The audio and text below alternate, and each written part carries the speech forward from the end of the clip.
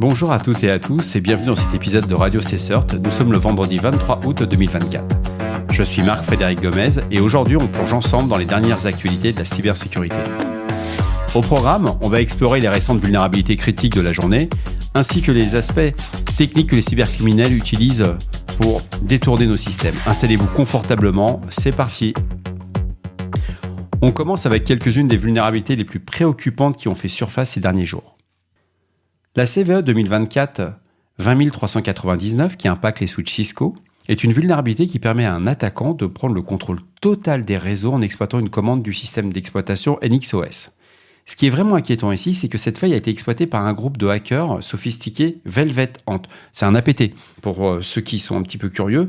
Ils sont liés à la Chine. Ils ont utilisé cette vulnérabilité pour déployer un malware et s'infiltrer profondément dans les infrastructures ciblées. Ça montre vraiment à quel point il est crucial de maintenir tous ces systèmes. Cette information vient de Security Affairs qui suit de très près ce type de menace. La CVE 2024-28000, qui impacte le plugin Lightspeed Cache de WordPress, et là encore c'est un gros souci, car ce plugin est installé sur plus de 5 millions de sites web. Et cette vulnérabilité permet à des attaquants non identifiés de devenir des admins du site.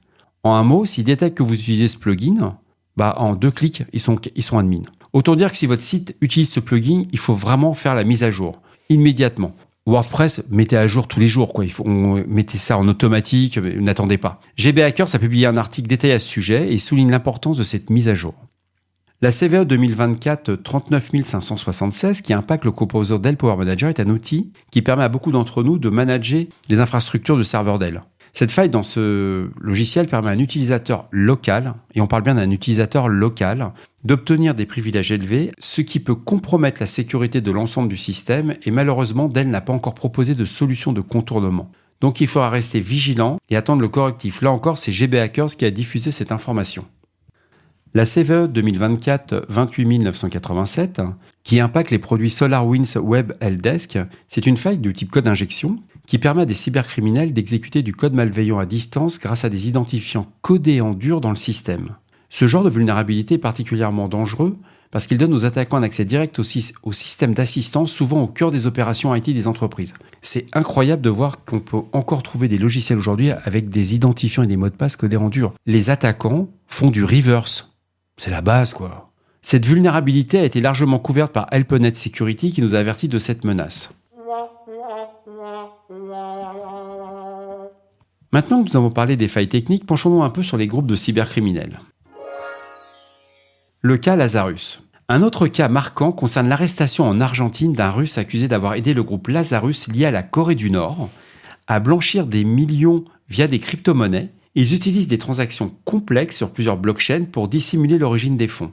Malgré leur effort pour rester sur les radars, les autorités, avec l'aide d'experts en blockchain de TRM Labs, ont réussi à localiser et arrêter l'un des membres clés du réseau. Blipping Computer a détaillé cette arrestation mettant en lumière l'ingéniosité des forces de l'ordre face à ces techniques sophistiquées.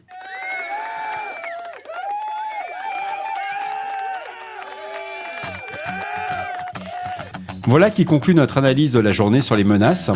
Merci d'avoir écouté cet épisode de Radio CSERT. Nous avons plongé au cœur des vulnérabilités critiques, des opérations cybercriminelles et j'espère que cette analyse vous a apporté des éclairages utiles sur les dernières menaces du jour. C'était Marc-Frédéric Gomez. Rendez-vous la semaine prochaine pour un nouvel épisode. D'ici là, restez vigilants et continuez de protéger vos systèmes. Donc, à partir de la semaine prochaine, il y aura des épisodes sur l'actualité. Je vais essayer d'être un peu plus... un peu plus fluide, moins rapide. C'est pas du tout évident parce que même en mettant un prompteur pour lire, etc., c'est pas une conversation. C'est ça l'avantage ou l'inconvénient du podcast en solo. C'est que vous avez un texte.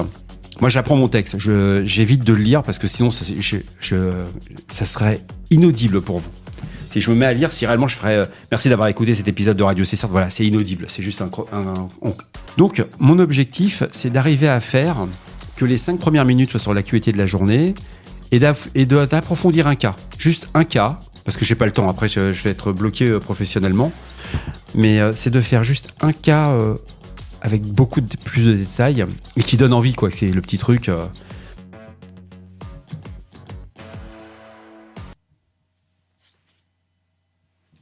Au au revoir. Bah oui, il faut quand même dire au revoir, quoi.